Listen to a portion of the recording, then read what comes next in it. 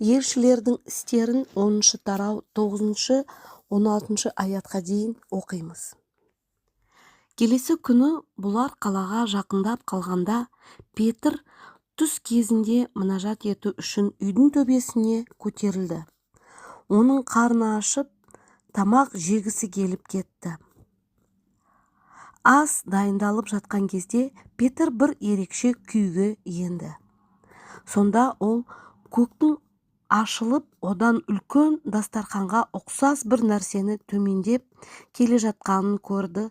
Дастархан төрт бұрышынан ұсталған күйі жерге қарай түсіріліп келе жатты. Оның ішінде алуан түрлі 4 аяқты жануарлар, бауырымен жорғаушылар және жабайы құстар бар екен. Бір дауыс: «Петр, тұр, бұлардың біреуін сойып же», деп бұйырды.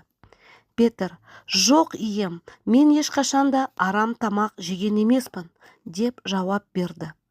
Дауыс екінші рет естіліп: «Құдай адал еткенді сен арам деп айтпа», деді. Осы көрініс 3 рет қайталанып, содан дастархан дереу көкке көтеріліп кетті. Киелі кітапта патшалар туралы көп айтылады, бірақ ең танымалы патша ол Дәуіт патша болды. Дәуіт патшаның өмірінде көп қиыншылықтар болды. Оған қарамастан, оның жан дүниесінде шынайы сенім болды. Қаншама қиыншылық болса да, Құдай оның бәрін жақсылыққа аударады деген сенім. Құдайға сенгендіктен бақытты өмір болды. Біз қарасақ, оның өмірінің бәрі соғыспен өтті. Бірақ сол соғыстарда ол жеңімпаз болып шыққан. Дәуіт Құдайдың күшімен шайқасқан болғандықтан әрдайым жеңіс көрген. Елшілердің істерін 13 тарау 22 аятты көрейік.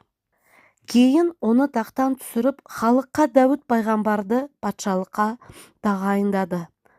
Құдай ол туралы мына тәрізді сөздер айтты: «Мен көңілімнен шыққан адамды тауып алдым. Ол Есей ұлы Дәуіт. Сол менің қалағанымның бәрін орындайтын болады». Құдайдың пайғамбары Самуил Құдайдың бұйрығын орындауға, патшаны тағайындауға шықты. Ол Дәуіттің үйіне келіп, ағаларын бәрін көріп, олар патша емес екенін түсінді. Есейден сұрады: «Тағы да кім бар сенің үйінде?» Сонда Есей айтты: «Я, менде тағы да бір кіші ұлым бар, Дәуіт деген. Ол әлсіз, ол мал бағады». Дәуіт ағаларының арасында ең әлсіз, ең кішігірім